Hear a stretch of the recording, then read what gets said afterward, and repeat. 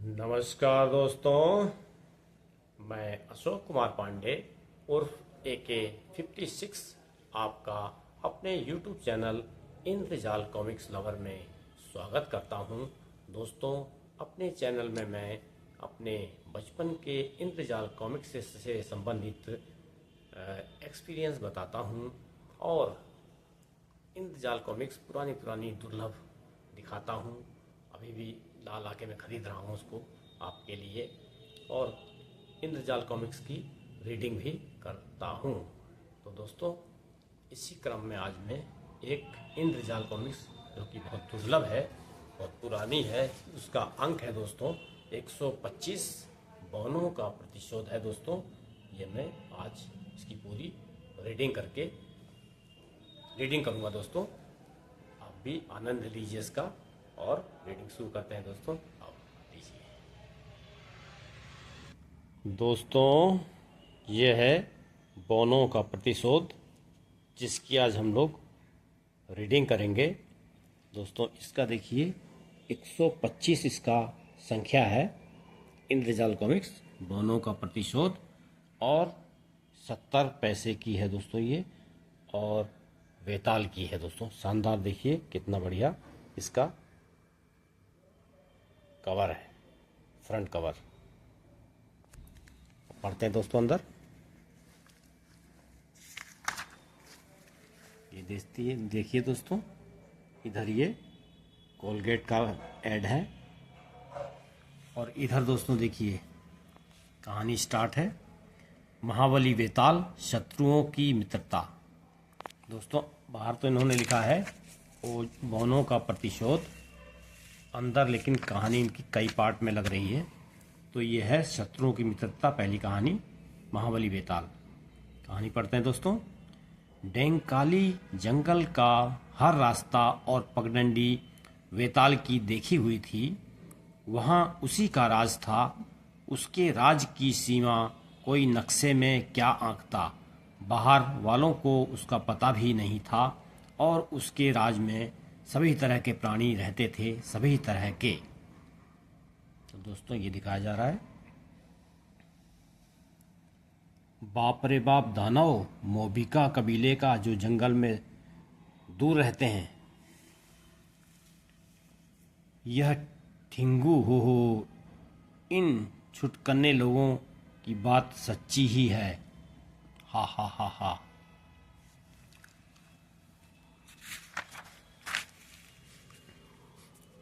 मोबिका कबीले वाले को नमस्कार। दोस्ती के नाते मैं चाहता हूँ पहले तुम पुल पार करो। नहीं टिंगू जी, मैं तुम्हें पहले पार करने की अनुमति देता हूँ। डेंकाली जंगल सबका है, पुल भी सबका है, तुम पहले निकल जाओ। इसका इरादा क्या झगड़ा करने का है? यह ठिंगू क्या मुझसे जोर आजमाना चाहता है? तुम कहते हो तो मैं ही पहले आता हूं। तुम चाहते हो मैं पहले पार करूं तो मैं ही सही। मेरी शंका ठीक निकली। जो पहले पार करेगा उसी का अधिकार जम जाएगा। यह बढ़ रहा है, ठीक है। जो बलवान होगा वही पहले जाएगा। पार आने के लिए मुझे यह डंडा चाहिए। मैंने संतुलन रखने के लिए डंडा लिया है।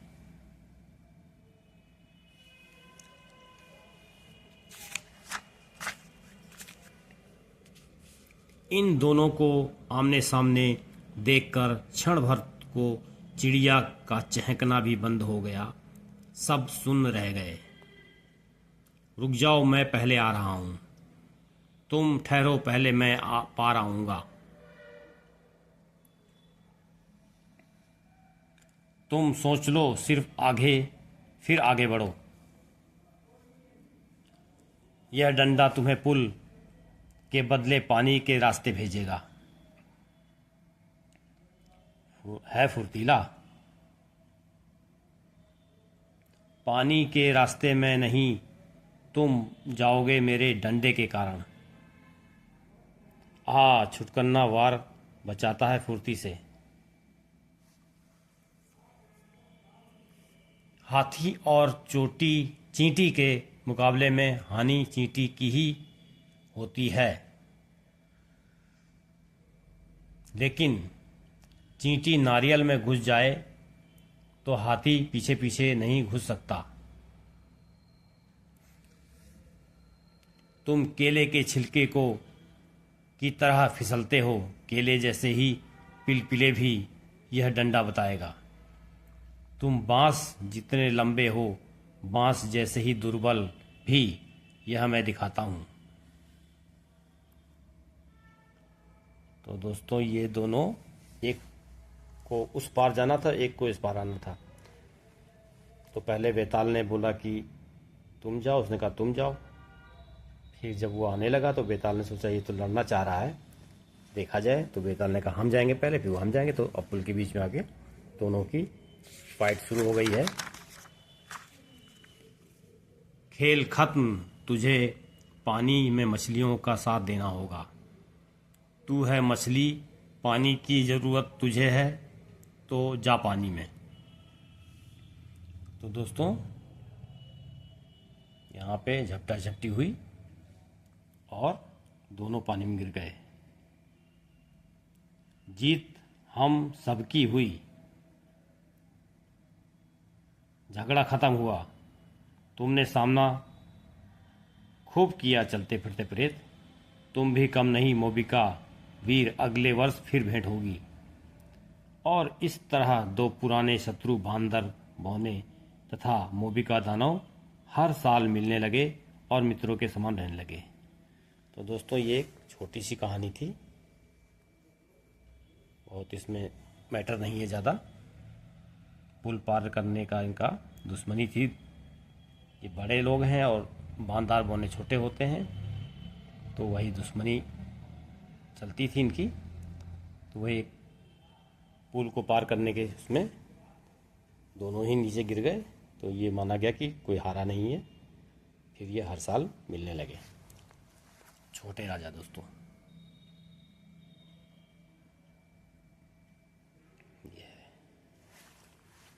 नेक्स्ट कहानी महाबली बेताल। और क्या है? वेताल चिन्ह का धोखा। तो दोस्तों ये जो प्रिंटिंग है ये हार्ड वाली है, इंग्लिश स्टाइल में। देखिए अलग टाइप के चित्र हैं इसमें, पढ़ते हैं। वेताल जंगल के उस भाग में रहता था जिसे बीहड़ वन कहते थे। वहां जा सकते थे केवल उसके विश्वसनीय लोग, बांदर, जहरी बौने। एक दिन अचानक वेताल पर से उनका विश्वास उड़ गया। उनका एक साथी मर गया और उसके सर पर था वेताल चिन्ह। नहीं, यह सच नहीं है। यह सच है, आंखों से देखो, सर पर वेताल चिन्ह।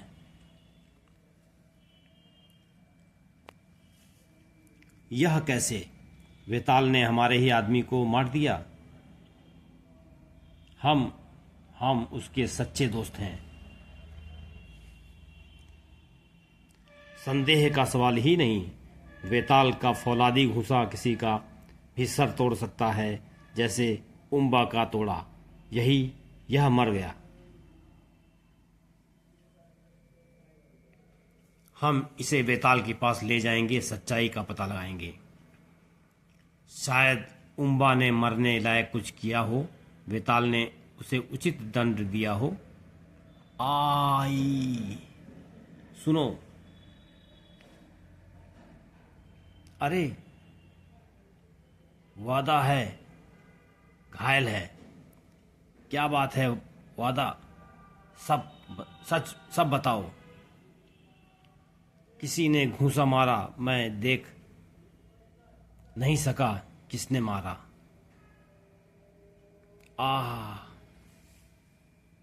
यह भी मर गया।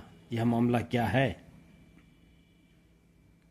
वादा मारने वाले को देख नहीं सका, क्योंकि मारने वाला था चलता फिरता प्रेत।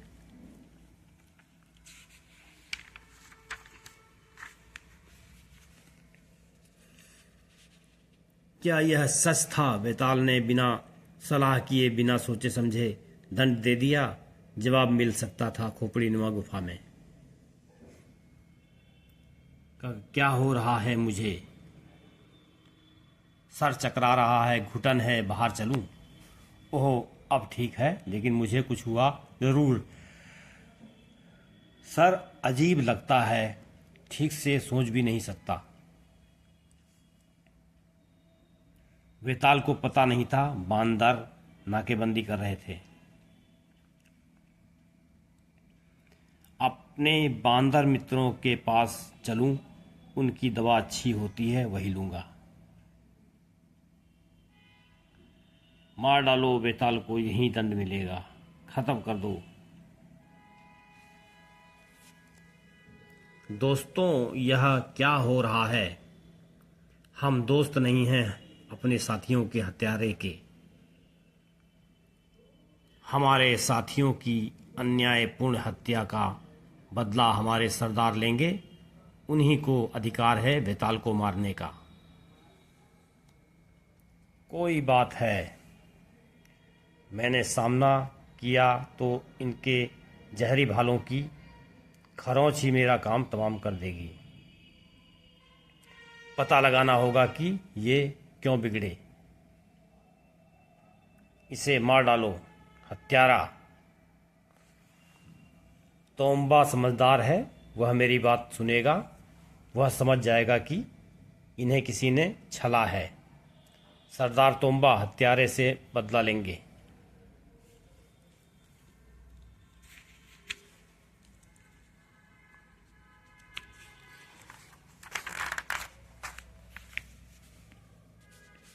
तोम्बा, मेरी बात सुनो। तुम्हारे लोगों, मेरे दोस्तों ने गलत आरोप। वह क्या है? जंगल में मुझे कुछ दिखा।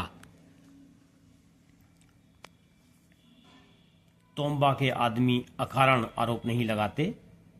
यह हमें तुम्ही ने सिखाया है वेताल, तुम्हें दंड मिलेगा।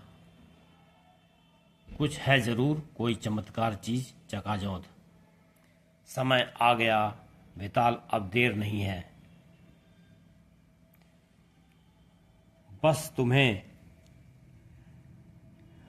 बता नहीं पाऊंगा कि तुम क्यों मर रहे हो। बता देता कि यह मेरा बदला है। चोर, यह चिन्ह सबको चेतावनी देता रहेगा कि बदी का नतीजा बद ही होता है। तुम्हारी उचित जगह है जेल।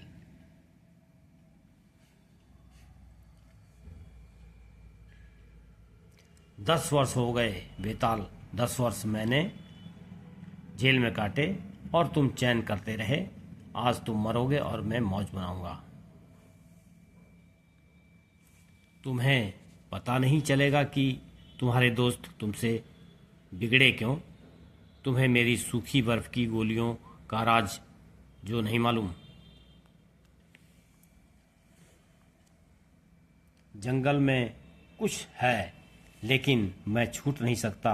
मैं भागूं भी तो एक जहरी तीर मुझे परलोक भेज देगा। शेरा, ठीक है, वह निकट ही है। यही एक उपाय है। सीटी बजा रहा है वेताल शेरा को लाने के लिए। वेताल की सीटी पर कान चौकन्ने हुए और शेरा झपट कर चल दिया काम पर। हाँ हाँ हाँ।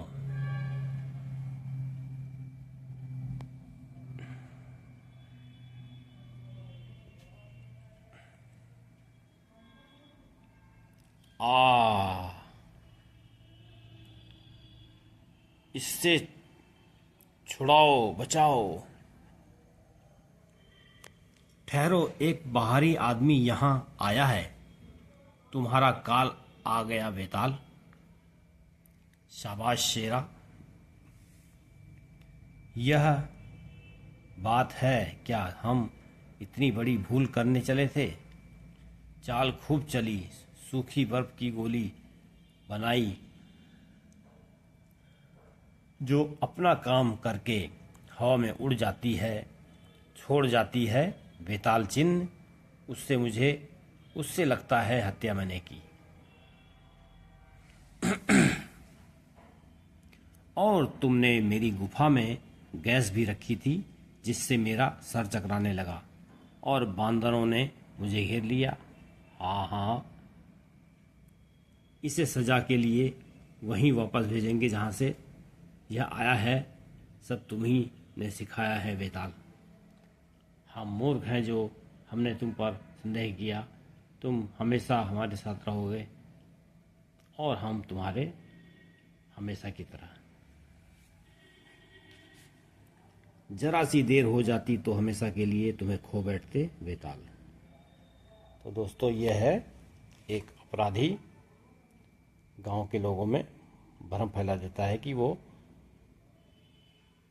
बांदा लोगों को मार रहा है, उसका चिन्ह बना देता है जिसको मारता है उस पर, और गांव वाले भड़क जाते हैं, बेताल को मारना चाहते हैं। लेकिन ऐन मौके पर शेरा को बेताल इशारा करता है तो उसको पकड़ लाता है, तो भेद खुलता है। तब गांव वाले पछताते हैं कि हमने ऐसा कैसा खराब काम करने हम जा रहे थे। ये हो गई दोस्तों दो कहानियाँ। तीसरी कहानी, महाबली बेताल मर कर वापस। 1954 में एक छोटा सा विमान डेंकाली के अनजान क्षेत्र पर उड़ान करते हुए बिगड़ गया और वहीं कहीं गिर गया। न उसके अवशेष ही मिले, न उसके चालक की कोई खबर मिली। वह अकेला ही था विमान में।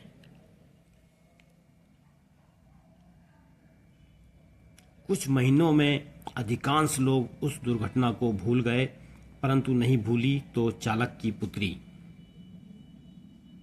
यह ठीक है कि लड़की छोटी है, समझ नहीं सकती, फिर भी सच्चाई तो उसे बतानी होगी। उसके पिता मर गए। वह यह नहीं मानती। हम जानते हैं विमान गिरा, परंतु उसे अपने पिता के मरने का विश्वास नहीं।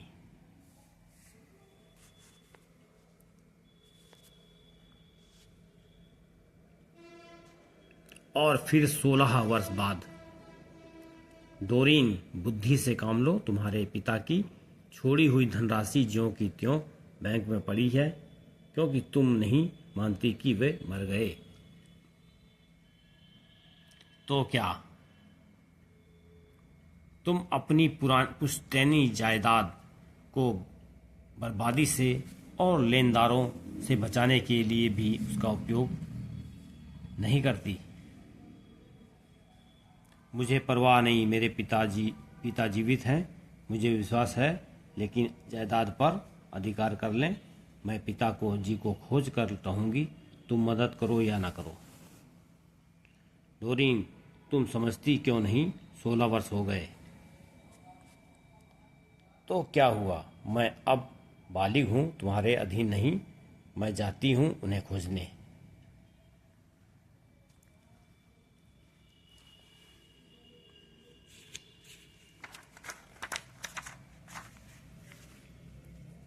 तीन महीने भटकते भटकते डोरीन, तो दोस्तों एक ही पलटा है।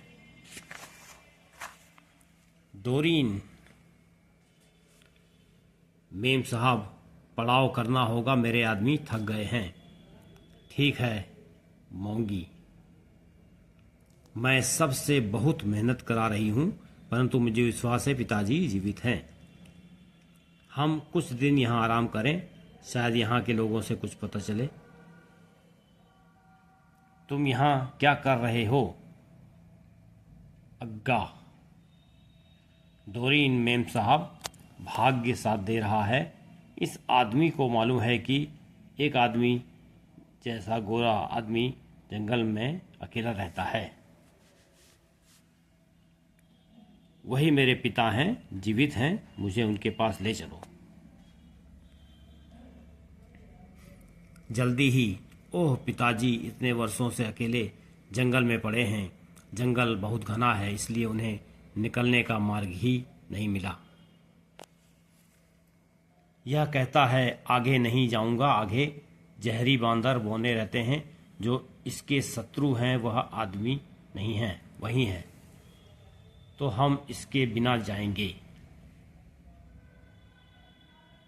कितनी दूर जाना होगा? अचानक शांति, हम लड़ने नहीं आए हैं। शायद इन्होंने ही पिताजी को वर्षों से कैद कर रखा है। मैं इनकी भाषा नहीं समझता, इनके कबीले को जानता भी नहीं।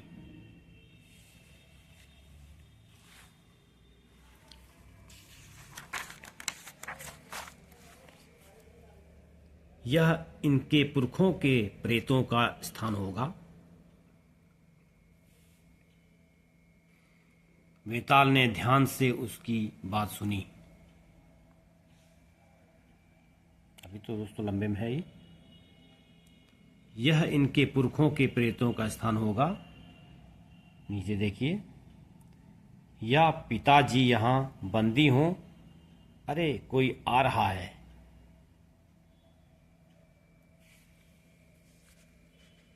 वेताल ने ध्यान से उसकी बात सुनी।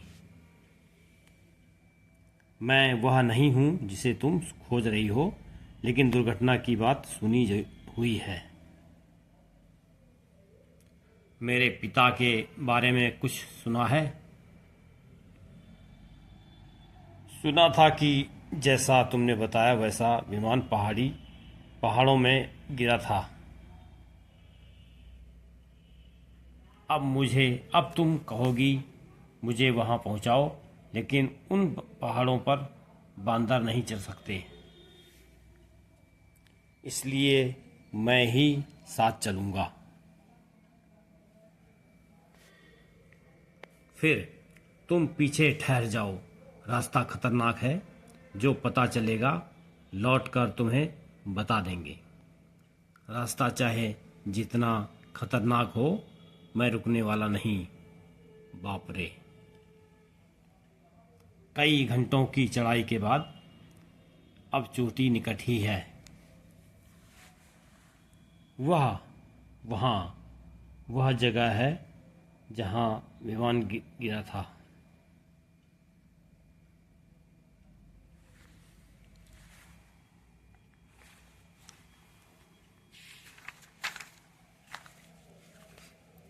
वे उतरने लगे। उफ,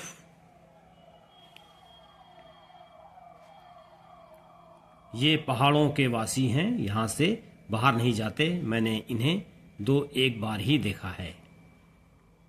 इनकी भाषा आपको आती होगी।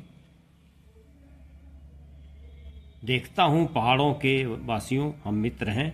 एक आदमी आकर आकाश से मिल गिरा था, उसे खोज रहे हैं।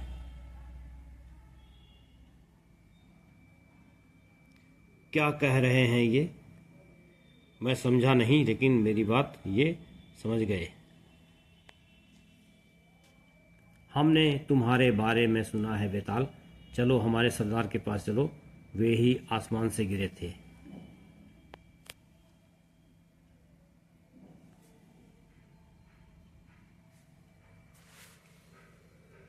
उसने सच कहा था। देखो वह बूढ़ा आदमी वही है। वही तो। मुझे विश्वास था, पक्का विश्वास। मेरा हृदय हमेशा कहता था आशा मत छोड़ना पिताजी, आप जीवित हैं, जीवित हैं। हाँ बेटी, जीवित हूँ। 4 वर्ष मैं यहाँ से निकलने का रास्ता खोजता रहा। फिर एक दिन मेरे मन में प्रश्न उठा, क्यों? उस दिन से मैं सुखी हूँ। इन लोगों ने मुझे अपना लिया है, हम मित्र हो गए हैं, और क्या चाहिए? इन्होंने नया जीवन पाया, ये ठीक कहते हैं, और क्या चाहिए? तो दोस्तों इसमें कहानी ये है कि एक व्यक्ति प्लेन से जंगल में गिर गया था और वहाँ से वो बाहर जाने का रास्ता ढूंढ नहीं पाया।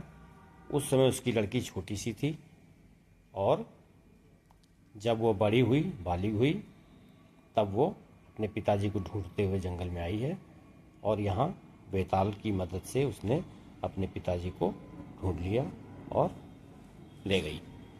ये कहानी दोस्तों है, छोटी छोटी कहानी है दोस्तों, इसमें ज़्यादा स्टोरी रहती नहीं है। अब देखिए दोस्तों, एक है तीसरी कहानी, सामर्थ्य का अग्नि अंतिम तार। ये चौथी होगी, ये भी पढ़ते हैं दोस्तों। यह है वह देश जहां आधी रात को सूरज दिखता है। ऐसे शांतिमय देश में अपराधियों के अंतर्राष्ट्रीय गिरोह का अड्डा भी है।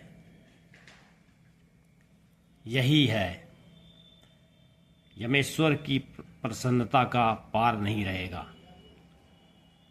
फिल गुप्तचर 6-9 नॉर्वे पहुंचा, अपराधियों के उस जाल के अंतिम तार से निपटने जिसने संसार में तहलका मचा रखा था।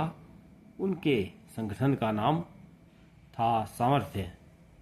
अंतिम अक्षर य यानी यमेश्वर, पहले दर्जे का धाद और अपराधियों का सिरमौर।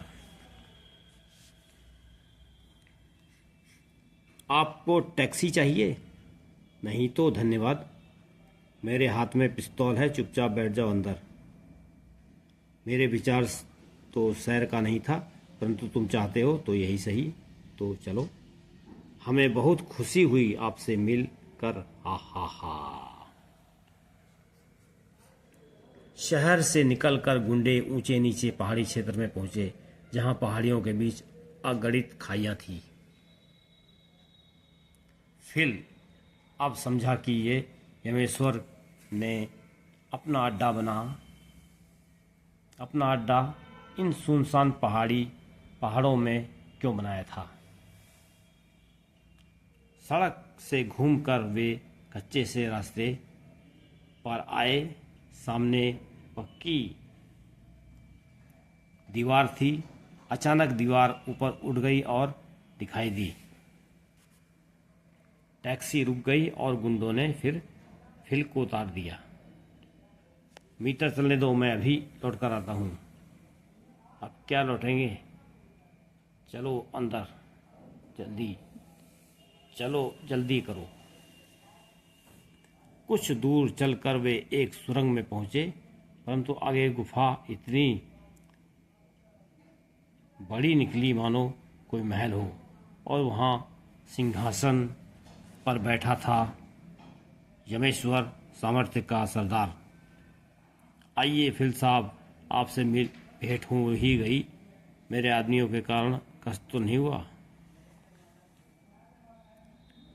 ग्रे, ये बड़े आराम से लाए हैं यमेश्वर। टैक्सी वाले को भाड़ा भी नहीं देने दिया।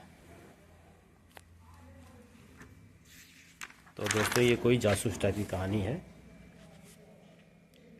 6-9, मेरे आदमियों ने तुम्हारी हत्या नहीं की, क्योंकि यह पुण्य मैं अपने हाथों से करूंगा।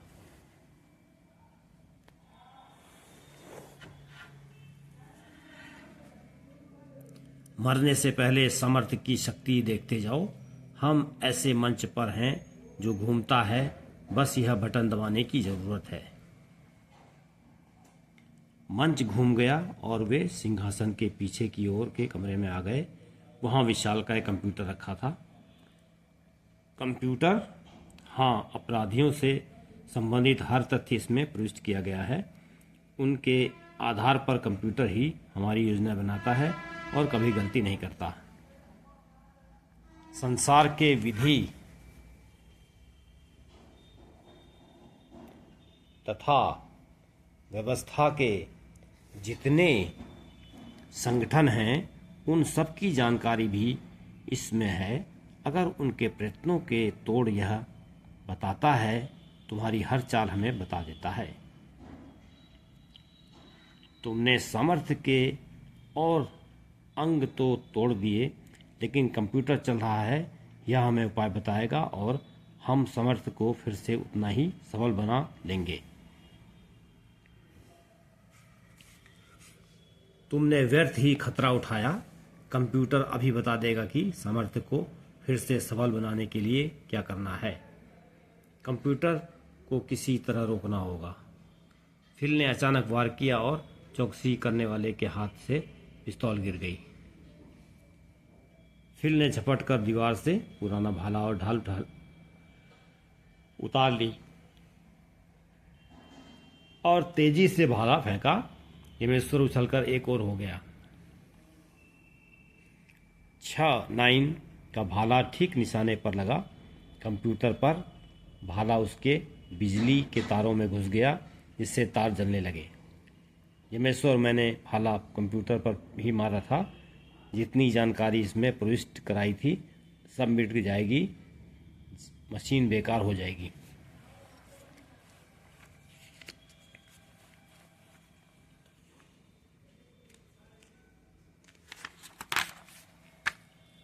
रोको, जलना रोको, मेरी उम्र भर की मेहनत बेकार हो जाएगी। उससे दूर ही रहो वरना मारे जाओगे। धड़ाम। गैस की दुर्गंध है। विस्फोट से धरती में बंद गैस निकल पड़ी। कंप्यूटर के बिगड़ने से दीवार भी खुल गई। अब निकल जाना है यहाँ से। धड़ाम। बाल बाल बचा। और फिर विमान द्वारा वह स्वदेश को लौट चला। उसके प्रधान कार्यालय से रेडियो पर संदेश आया, बहुत धन्यवाद, तुमने समर्थन कर ही दिया।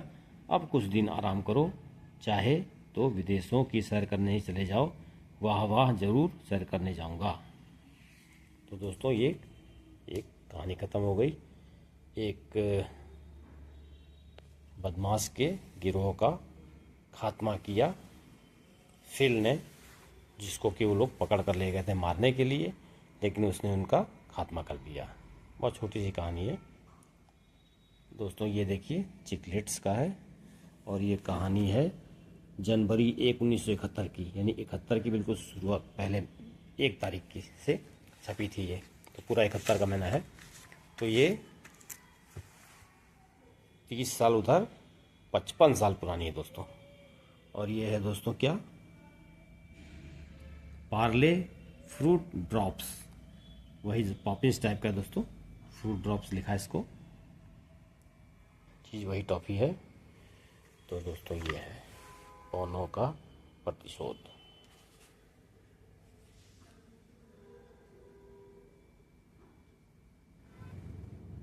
तो दोस्तों, मैंने आपको आज इंद्रजाल कॉमिक्स की 125 संख्या बोनो का प्रतिशोध पढ़ के सुनाई दोस्तों।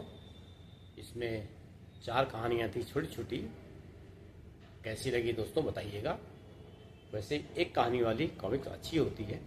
4 कहानी में छोटी छोटी कहानी होती है, तो कोई अच्छा रोमांच नहीं आ पाता है। फिर भी बेताल की है, ठीक लगी। तो दोस्तों, हमारे चैनल इंद्रजाल कॉमिक्स लवर को सब्सक्राइब कीजिए।